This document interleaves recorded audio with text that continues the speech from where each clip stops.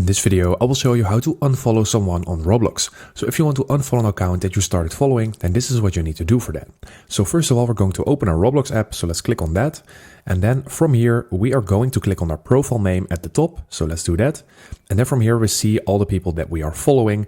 And basically, if you want to unfollow someone, the best way to do this is by clicking on everyone you're following.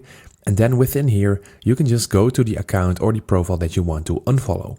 So let's say I want to unfollow the person at the top. Then I'm going to click on the three dots and then click on unfollow.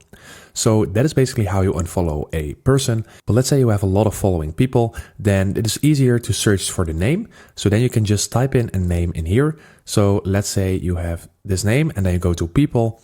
And then you can also unfollow them from here by filling in the correct name and then clicking on the profile icon and then the three dots, and then you will be able to unfollow as well. So that is how you do it. I hope this video helped you out. Please leave a like and consider subscribing, and then I see you in the next one.